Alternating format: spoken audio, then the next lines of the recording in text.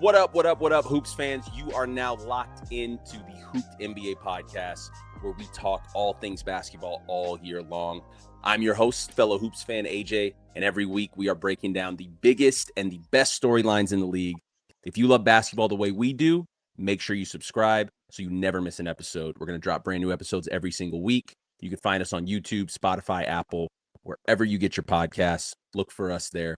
And follow us on the socials as well, Instagram, TikTok, Twitter. You can find us at Hooped Show. That's Hoopd Show. That's going to be Instagram, TikTok, and Twitter. We've got some fun things planned there, and it's going to be awesome. Here for the second Hooped session is my man, the sixth man of the decade, smooth like rhythm and blues, RB, Ryan Baldwin. What's up, man? What up, what up? Good to see you, man. Dude, yeah, thanks for joining us here for this second Hooped session. I got a lot I want to talk about. We're starting off just doing once a week. We're going to try to do a few more episodes a week as we get closer to the playoffs, and there's going to be, a little more heated discussions and things to talk about. Today, though, I wanted to kind of take a look at the league, look at the standings, look at these teams that are making a playoff push, look at these teams that are actively tanking. But before we get into that, I want to do something that I like to call the warm-up. I want to bring up a couple stories that we don't really have the time to fully dive into, but I think they're worth bringing up. And these two stories, both reported by the same reporter, Brett Siegel. Number one, Lonzo Ball, according to Brett Siegel, may never play in the NBA again. This comes after he was traded to the Utah Jazz from the Cleveland Cavaliers and then waived shortly after that, receiving no interest in the buyout market. He's had the knee injuries. He's had, he's missed so much time on or off the court. Me being a Laker fan, RB, you being a Bulls fan, we've seen Lonzo Ball up close and personal. Yeah. Do you think he is one of the greatest or biggest busts in NBA history? I don't know, because I guess he would be a bust just because all the hype. I mean, that came with his dad and everything. But it's so weird how his career went, because he was hooping. And there was a time when he was on the Bulls, like you said, and the Bulls were like top of the division, leading. We had Lonzo Ball leading the charge, and then he goes out with the knee. And then it's like, oh, when's Lonzo coming back? Next year. Okay.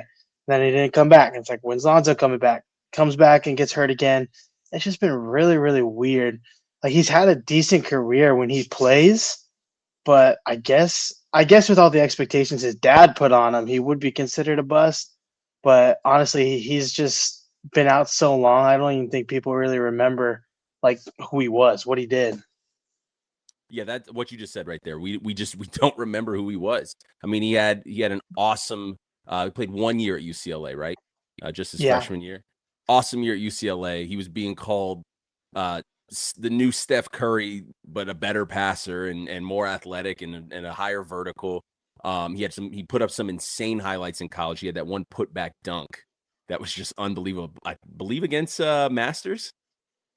Dude, I could not tell you. But Obviously, I was all plugged into Lonzo Ball back then. I think I know that because that was a few nights before we actually played Masters in college. They got smacked by UCLA and then came and played us. But I mean, my thing that I've always said about Lonzo Ball and the Lakers and that relationship is the Lakers were bullied into drafting Lonzo Ball. That's not to say Lonzo was not deserving to go where he went in the draft. I think he was absolutely deserving to be a top 3 pick. Lakers had already had a point guard, a guy who I'll talk about in a second, D'Angelo Russell. We ended up trading him to get off of Timofey Mozgov's massive contract and then drafted Lonzo Ball a month later or so. But I mean, the Lakers were bullied into drafting Lonzo Ball. Obviously, we look back, Jason Tatum would have been the better option there. He went number 3 to the Celtics. Probably. Also, kind of would have been a weird one because we had Brandon Ingram. So I think it was a hand in glove fit if it were going to work. He played a couple good seasons in LA, was part of the Anthony Davis trade. Didn't never really fit in New Orleans, but I think he found a nice home in Chicago. And like you said, they had that 1 year, I believe it was 2022, where DeMar DeRozan was in, top 5 MVP consideration. Zach LaVine was balling out. And then Lonzo Ball was just feeding everybody on the squad. And here we are, he's missed. I think he had missed around 2 years after a pretty significant knee injury. Moves on to Cleveland. There's big expectations there, big expectations for this Cavs team and what Lonzo Ball can do for the bench squad. It just doesn't work out. And now he's traded to Utah, waived. And as is being reported, we may never see him in the NBA again. So probably one of the biggest, if not one of the biggest busts, one of the biggest what if stories and what could have been. Magic Johnson famously asked him not to break all his records for the Lakers when the Lakers drafted him. I remember when that happened. I was like, dude, Magic, chill, calm down. But here we are, 9 years later? He's 2017 draft pick. 9 years later, and just what could have been. Moving on from that, another similar story, also reported by Brett Siegel. After receiving zero interest from any NBA teams in the buyout market, D'Angelo Russell will play the rest of his year in the Washington Wizards. And it was just funny because both of these stories came out, if not the same day, within the day of each other. Both former number 2 overall point guard picks by the Los Angeles Lakers, both at this point in their career receiving zero interest from any teams, whatsoever. Maybe you talk about, it's a buyout market and, there's no market from they're receiving no interest. Both of them traded. Both of them seemingly will not play for the team they've been traded to. D'Angelo Russell traded from Dallas to Washington. He hasn't even reported. He's been out for non-injury reasons. So obviously, these are not two of the biggest guys in the league right now. I just found it interesting and funny that both of these guys are pretty much out of the league. I asked you the question about Lonzo. D'Angelo Russell, number 2 overall pick. He had high expectations coming out of Ohio State. Do you feel like he's one of the biggest busts? I mean, he had big expectations, but I feel like he was just solid. Like he did what he knew. We all knew what he was. Like he wasn't anything crazy special. I mean, he had that summer league shower, ice in my veins. It went crazy. But like he's a shooter and he's a passer. He's nothing crazy coming out of college. And I don't know. I guess, dude. I guess being drafted that high, there's certain expectations. But I mean, he can't be one of the biggest busts because we have Anthony Bennett out there and we have like Greg Oden and stuff like that. But it's just honestly, I don't get it. I feel like he's still somewhat of a decent player, like at least enough to be a backup. But I haven't really seen him play in a while, to be fair. See, I have. So is it that bad? Just it's it's not so much that he's just like lost all NBA skill. He's just a bonehead. He just makes there's a famous clip last season of him taking just a ridiculous shot and JJ Redick literally gripping the edge of his chair on both sides and slamming it down like a toddler, pissed off at D'Angelo Russell. And then he was traded shortly after that to the Brooklyn Nets for Dorian Finney-Smith. And he thrives in Brooklyn. I'm like, dude, just go back to Brooklyn. Yeah, just ball out there. There's nothing to lose in Brooklyn right now. Run the light skin squad with Michael Porter Jr. and just ball out. But just another, obviously, I don't want to spend too much time on D'Angelo Russell. Just it's wild that these two guys, who, me being a Laker fan, I spent all summer thinking about and fantasizing about what they're gonna be for our franchise and how they're gonna bring us back, and they're just both out of the league. Basically, pretty much. We'll see if D'Angelo Russell finds a home, but just wanted to bring those up again. That was the warm-up. Just a couple of stories I wanted to bring up and discuss. We'll have little things like that every week that we'll just start the show with and talk about before we get into the weeds of everything. All right. I've got here the Eastern Conference standings. Here they are. Let me know if you can see that. Yep. Eastern Conference, not at all what I had expected going into the season. But the biggest thing here was that the Eastern Conference was wide open. You had at the start of the season, you had Jason Tatum tearing his Achilles, or tearing his Achilles in the playoffs last year. So there was that expectation that Boston was not going to be that top team coming in. So wide open Eastern Conference as it seemed this offseason. You saw a lot of teams make moves. Atlanta Hawks made the move for Kristaps Porzingis in the offseason. Philly had a nice draft pick. A lot of teams were making moves trying to jump in here saying, I think we can. Why not us if not Boston? Well, as we take a look at these standings, Boston also said, why not us? And here we are, one game after Jason Tatum has returned. Boston is sitting at the number 2 seed. Jason Tatum returns. Let me pull up his stats here. But Jason Tatum returns, plays his first game after Jaylen Brown has been putting up an MVP type of season. And now you've got Tatum back here in March. You can make that final push to the playoffs. And this team is scary. This Boston Celtics team is scary. I'm trying to pull up the stats.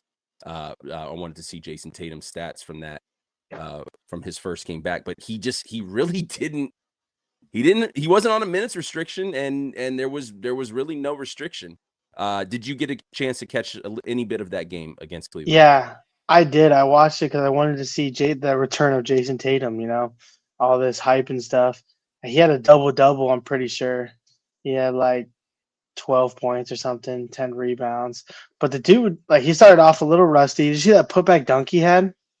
Yes. And I was like, yes. are we sure that this Achilles injury was real? Because that is not somebody who just came off an Achilles like 10 months ago.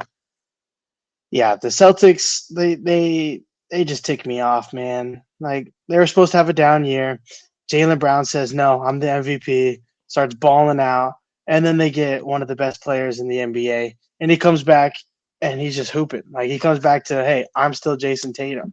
I'm still one of the better two-way players in this league. And it's just annoying, honestly.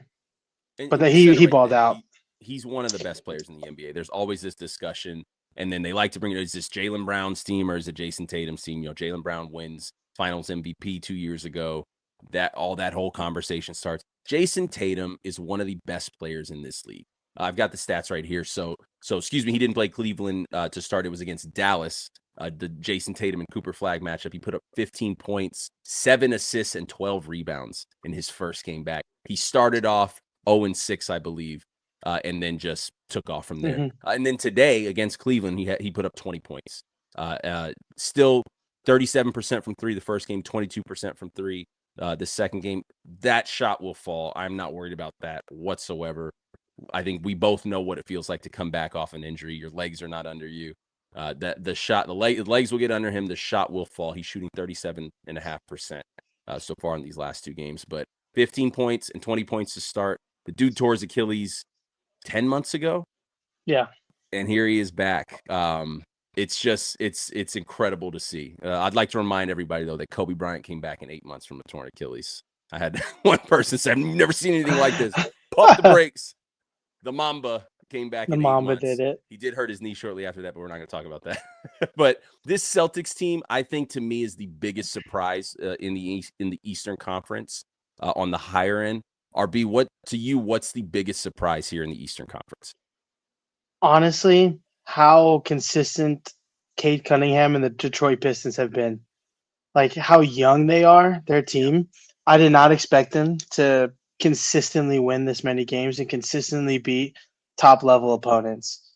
But another MVP candidate, Cade Cunningham, is just balling out. And I hate the Pistons as a Bulls fan. My dad said, hey, you know one thing, you hate the Pistons. And then just like, but man, like I didn't expect them to be. I expected them to be like top 5, but not the number 1. Like I expected maybe the Cavs or the Knicks to be up there, but Cade Cunningham's just soared this season, and then Jalen Duren, they've just been balling out, and I've just been surprised at how consistent they've been. I mean, we'll see what they do in the playoffs with all that youth, but yeah, that's to me that's the biggest surprise. Just the Pistons, how consistent they've been. Yeah, the Pistons, I didn't even really look at them coming into the season. They've just been so bad for so long, even after drafting Cade Cunningham. But we're seeing just this elevation every year from him to where he's now, I think, one of the top 10, like bona fide, you cannot argue against. He's a top 10 player in the league.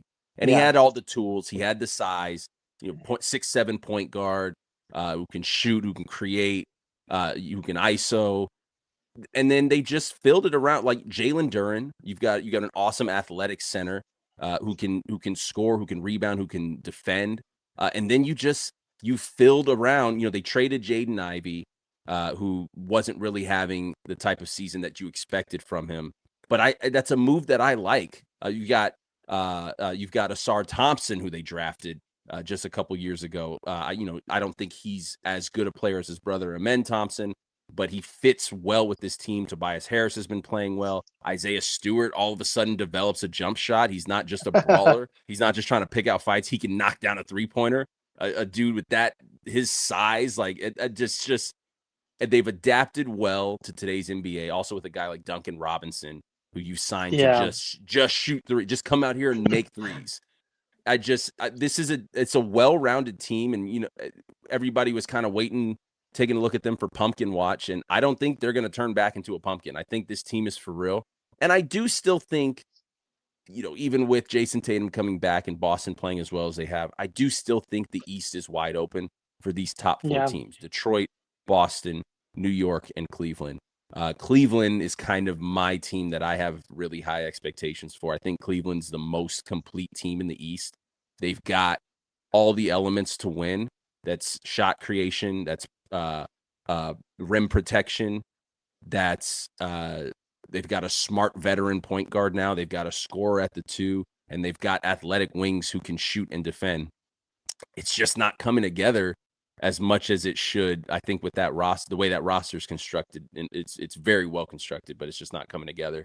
But I think these top 4 teams, I think there's a significant drop off after the Cavs. You move down to Toronto. Toronto's had a very, very nice season for who they've been in the past.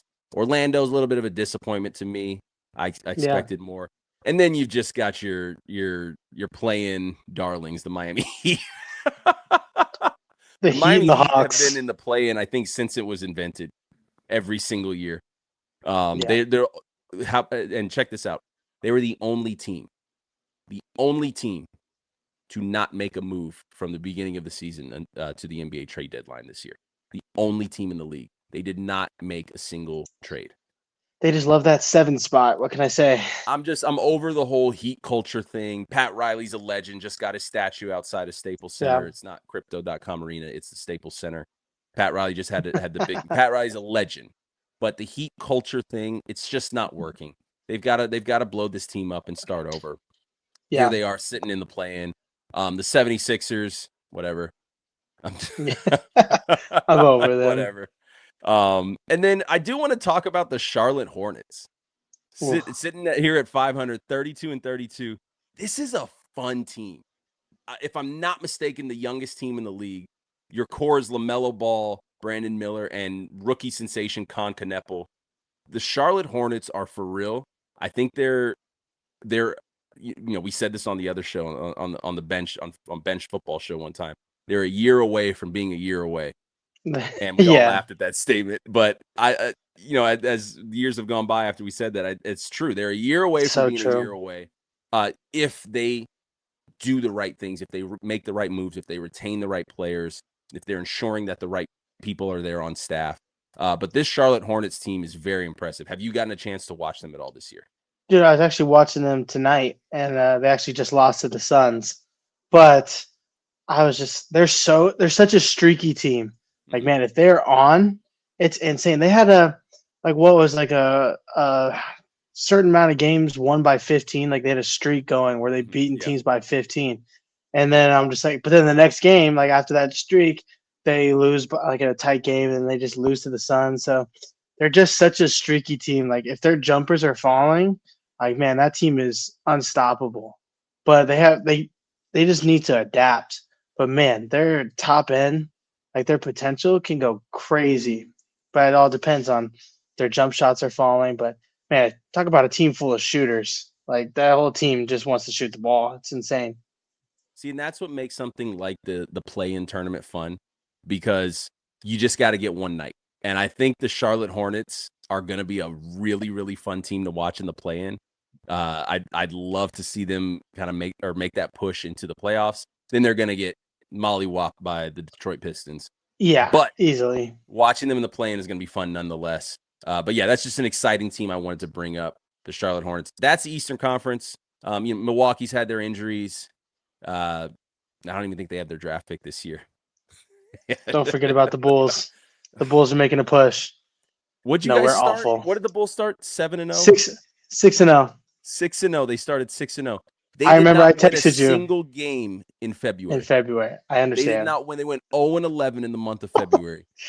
What a streak. It's Hey, just at least we're tanking properly this time.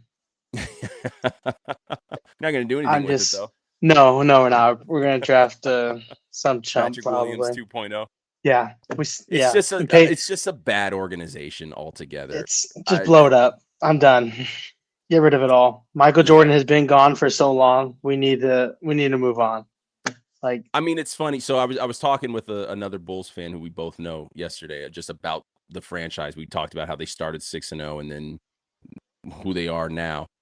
It's incredible that a guy like Michael Jordan wins 6 championships for the team, and then he wants nothing to do with the Chicago Bulls. He wants nothing to do with them. yeah, He's more associated with North Carolina than he is with the Chicago Bulls now. And we saw the documentary. Obviously, there was turmoil towards the end yeah. there, but just terrible organization. That's they've traded for like 8 6'4" guys in the last 3 years. Yeah, and then we trade everybody 2 years too late. Yeah, yeah, unbelievable. But yeah, sorry, I forgot about the Chicago Bulls. I was not thinking about their Hey, I incredible just hope season. we can win one thing, and that's the lottery. That's the only thing I hope we win this season. See, actually, yeah, they are tanking, right? We don't need anti-taking rules for the Chicago Bulls. They are not purposefully tanking. They're purposefully Yeah, unpurposely tanking. yeah, we just suck. Like we're just bad. We just lost to the Kings tonight too. So Who it's are bad. actively tanking. Yeah, they have 15 wins all season, and that's one of them is against us. So Unbelievable. go Chicago. Again, though, that is the Eastern Conference. One more team, Indiana Pacers. They're going to have a great draft pick, and Tyrese Halliburton will be back. They traded for Ivica Zubac. They've got Pascal Siakam, Andrew Nembhard.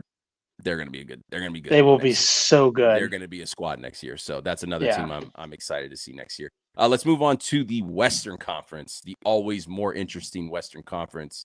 OKC at the top. They have not looked back since winning their championship. They started off incredibly hot, looked like they might have a chance to break the record. They cooled down a little bit. But the San Antonio Spurs, I watched them play tonight against the Houston Rockets. That team, the Spurs, so there's a culture that's just trickling down from Victor Wembanyama. And we talked about the way Wemby played in the All-Star game and just the fact, just how much this dude wants to win, how much this dude wants to be the best player in the world. And you see that trickling down to the rest of the team, just the effort. They at one point they were up by 30 against the Houston Rockets today. Wemby is so many times I had to tell my wife, babe, look at this. I'm rewinding to show her him taking the ball coast to coast and one reverse dunking around 4 guys. Poor Reed Shepherd is the last line of defense with Wemby coming full speed. Yeah, 7'4" phenom. The dude is everything we hoped he would be. In my opinion, he's already a top 5 player in the league here in his 3rd year. Easily. And I think the Spurs are a team where if they don't make it the whole way this year, it's not a disappointment. I think they're a little bit ahead of schedule. But they're a team where I look at them and it's not really a situation where this offseason they have to ask the question, what do we need? It's more, what should we go get? Like, you've got De'Aaron Fox, Stephon Castle, Devin Vassell, and not to mention Dylan Harper, who just won Rookie of the Month. In a month, by the way, that Wemby was the Western Conference Player of the Month. Dylan Harper was the Rookie of the Month, and their coach was the Coach of the Month. Yeah, that's insane. The 3rd time that's happened in NBA history. I think it's a team where this offseason they can say, what else should we go get? Do we need a little bit more size? Do we need to solidify the starting the 4 spot in the starting lineup? Do we put size next to Wemby? Do we put shooting? Do we put an athletic wing at the 4? They've really got their pick of what they can do. They've shown that they're this great organization. They're the complete opposite of the Bulls. They've just had sustained success for 30 years now. I am so excited for this Spurs team in the near future. I think Wemby's going to win a championship within the next 3 years, if not next year. But how excited are you about the Spurs and Victor Wembanyama? Dude, I love watching the Spurs, and Victor Wembanyama is insane. Like it's like we all remember watching like Taco Fall, and it's like, okay, he's a 7 footer, it makes sense or whatever. He's like 7, whatever. But then you see Victor Wembanyama, and it's like, oh, like people that are that tall can do other things than just dunk and play in the post and block shots. So it's incredible. I remember him coming into the league. Everyone was like, "Oh, is he going to be physical enough? Is Yep. he going to be injury prone because he's so skinny?" And the dude just did not care about anything that anybody said and just hooped. And then, like you said, it trickled down, and the Spurs team is crazy. Watching them, I watched them play the Pistons the other night, and the Pistons were just being super physical with Victor, Yeah. and he did not care. He was just going right back at him, and like it was just a battle, and it was such a good game. But like every single person on that team wants to win. Like Stefan Castle, Vassell, all those dudes, they go out there, they play some really aggressive and tough defense, and then their offense is just spectacular. It's like the old Spurs with Tim Duncan. They're swinging the ball, Hmm. like it's just it's good basketball. Like that's how you win games. You play defense, pass the ball. You just play good, solid, fundamental basketball, and that they do it at such a high level that it's just insane. They probably only need like somebody to come in and be a star like Wembanyama when he's on the bench. Because this, you see, the second every time he goes out, they attack the middle, attack the paint. Yeah. Because Yeah. Luke Cornett's not the rim stuffer or the defensive threat that Wemby is, but still, yeah, just dominating teams. The only team that has really given the Thunder a challenge so far this season and like It has was gone back 3-1 and forth against with the Thunder, them. I believe, this year. Yeah. Now it's not the playoffs, but still, it's just yeah. This Wembenyama is just insane. Like I never, he exceeded my expectations. I was like, I don't get this generational prospect. I don't get it. Like they say he's a shooter. I'm like, okay, that's in Europe. Like this is America. This is good old American basketball. It's gonna be physical, and he just adapted instantaneously and has grown into this star. Like they're so fun to watch. Yeah, the thing is, when he first came in the league, I remember thinking like, okay, we've seen Kristaps Porzingis. We saw what that turned into or didn't turn into. Bol was a guy that was already had that before. And Shaq brought that up. He's like, "Well, I've seen this already, Bol," and it's just different. It's just different. And I obviously he doesn't move like a guy who's 7'4". He moves like he's 6'7". I mean, off the jump ball tonight, he just gets to his spot around the 3-point line and pulls up against 7 foot tall Alperen Şengün and just knocks down a three. And just the work you can see the work ethic. You can see how he's improved every single year. He had the tools coming into the league. But the thing is, he understood what he had to do every single offseason. He understood that now that I've made it here, I haven't done anything. I haven't made it anywhere. I've got to work every day. And you just see that work ethic. And just like you just said, they're playing good basketball. And his work ethic has trickled down to the rest of the team. His desire to win has trickled down to the rest of the team. And my hope is that the way the Spurs are playing basketball will trickle down to the rest of the league. It's a copycat league. Whoever's at the Mhm. top, the rest of the league is going to try to emulate. And I hope the way that the Spurs are playing basketball will trickle down to the rest of the league because it's just flat out good basketball. And I think they're 2 moves away from being absolutely unstoppable. They're set at the guard position. I think they are a they need a solid rim protector coming off the bench. Like you said, Luke Cornett is not necessarily that guy, and they need to solidify the 4 spot, like I alluded to a little bit earlier. If they can get a guy, and I spent some time earlier trying to think about who it could be, I couldn't really land on anybody because it's funny. The power forward position is pretty much extinct in the NBA. Yeah. like right, you've got like 6'5" Royce O'Neal playing power forward for the Phoenix Suns. The power forward position is pretty much extinct, but bear with me. Why not like Draymond Green? You get a guy like Draymond Green to come there and continue to move the ball, continue to put people in the right spot, play tough defense. Yeah, he's not the player he once was, but you don't need him to be the player he once was on a team like this. You don't really have an enforcer, the Spurs. They don't have that guy that's going to come in and just like you said, everybody wants to be physical with Wemby. They don't have a guy that's going to step in front of that and throw a couple elbows to say, hey, back off of my star. Yeah. I think a guy like Draymond Green would just be a hand in glove fit in San Antonio. I'm not the biggest Draymond Green fan myself, but No. I think he would give them what they could use on that team. Yeah, Draymond annoys everybody, I think, that watches basketball. But to your point, yeah, they need an enforcer because like all those guys are just kind of there, and they're just gonna let Wemby do what he does. But I don't know. Yeah, somebody like him. I wouldn't say Draymond per se because I don't know how much of a culture guy he is. If you bring him in, like yeah, he buys in, but I don't know. It'd be great if Pop was still there. Pop, Yeah, Pop had to leave due to health reasons, but if Pop was still there, he'll get him in shape without question. Yeah. Yeah, that's the Spurs. Spurs are my most exciting and my darling team in the Western Conference.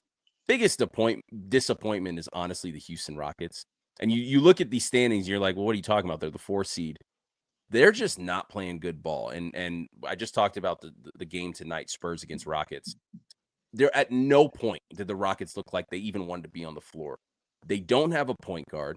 They don't play defense. Kevin Durant doesn't like his teammates, just flat out. He hates Şengün. He hates Alfred Şengün.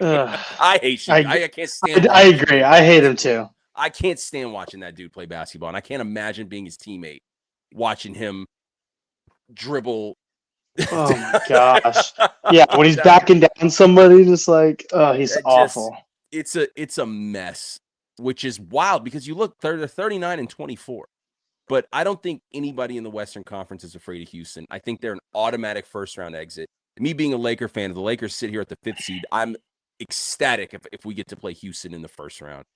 Yeah, Houston's been a very big disappointment. I think the Kevin Durant experiment is not working at all. He himself is playing very good basketball, but they're just come at me if you want with them being in the 4th seed right now. But they're not a better team than they were last year. They added Kevin Durant, and they're just flat out. They're not a better team than they were last year. Have you gotten a chance to see Houston play at all this year? What do you think about this team? A little bit. Like I said, I hate watching Şengün. I watched him in the playoffs last year, and I was like, "Get this dude off my screen!" Like, and he ends up with like 20 and 20, and I'm like, nobody cares. Like, nobody wants to watch him play. I'm so glad the Warriors beat him. I was so happy. But like they're barely the 4th seed. I mean, yeah, you got all those teams at 39 wins, and then you lose a couple games, and you're down there and playing in the play-in. So it's like you can't afford to not be trying, like you said, watching that game today. And yeah, Kevin Durant, he's getting older.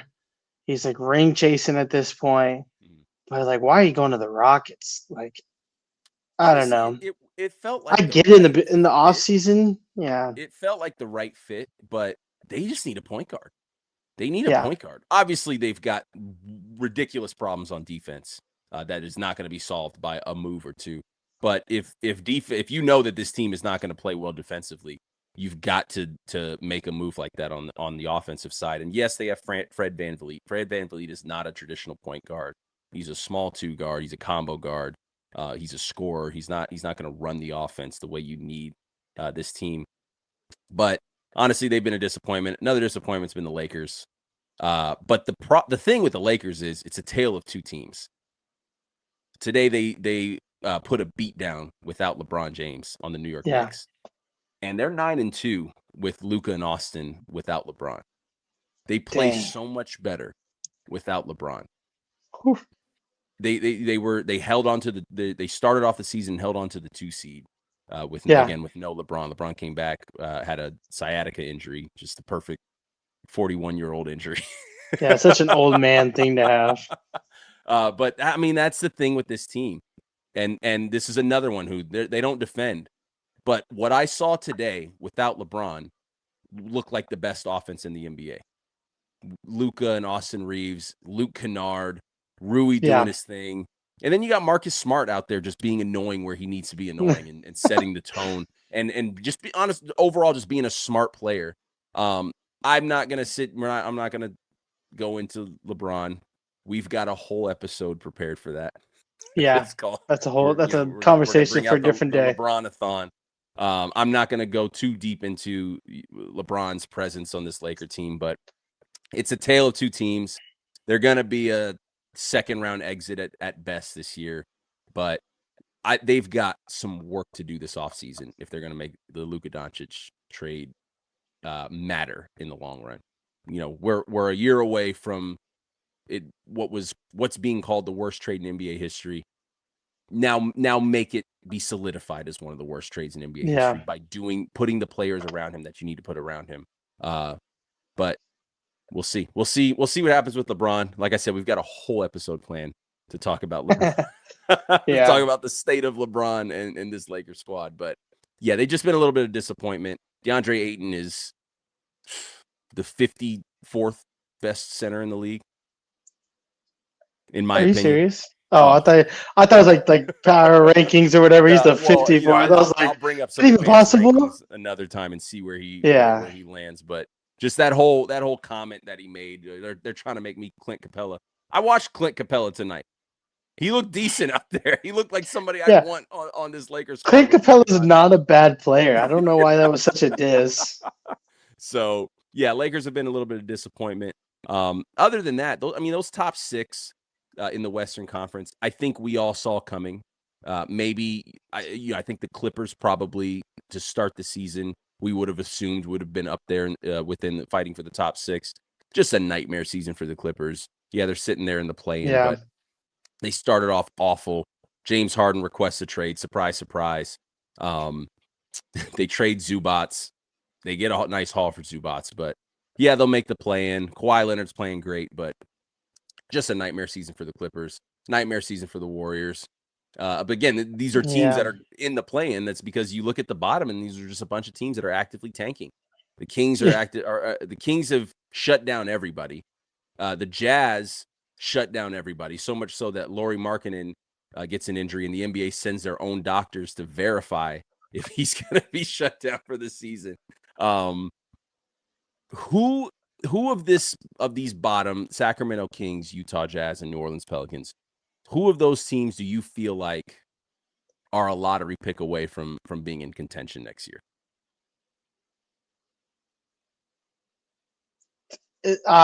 Man, I would say the Jazz, just because they picked up Jaren Jackson Jr. and they have Markkanen. They have some key pieces that just aren't playing because they're hurt. So I would say the Jazz. The Kings are just awful. Their organization sucks too, kind of like the Bulls. The Pelicans, Zion is just, they need to move on. It's over. The Zion experiment is done.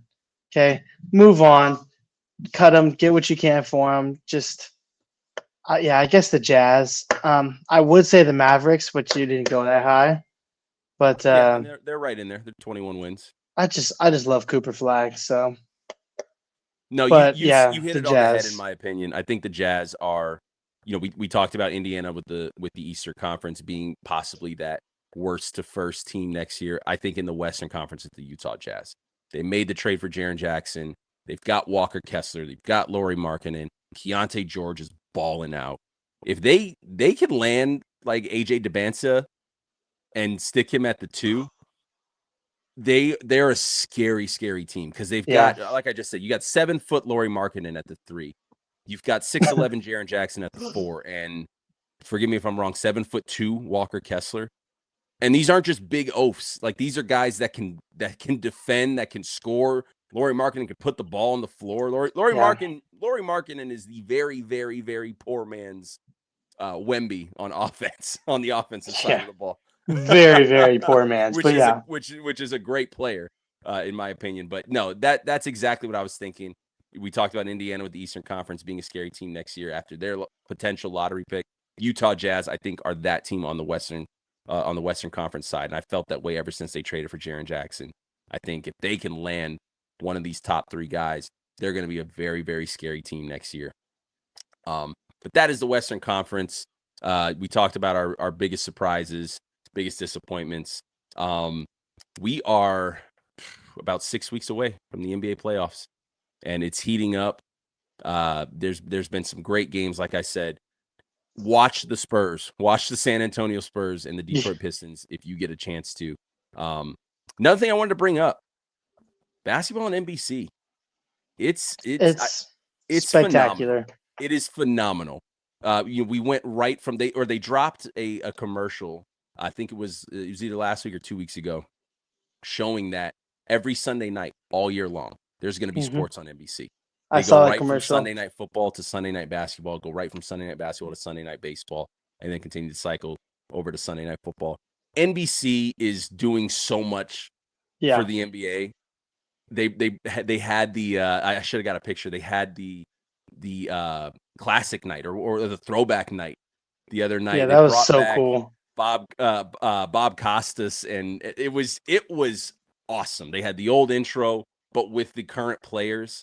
And the old logos and everything. It was awesome. Watch Sunday night basketball. It felt like an event. And this is what I talked about on the first episode. Make these games feel like they matter. And that's how it feels watching basketball, watching the NBA on NBC. I think the Amazon Prime broadcast is great as well. I'm done with, I think I talked about this on the first episode. I'm done with Shaq and Chuck and all them. I'm done. They just yap at this point, honestly. They yap, they're haters.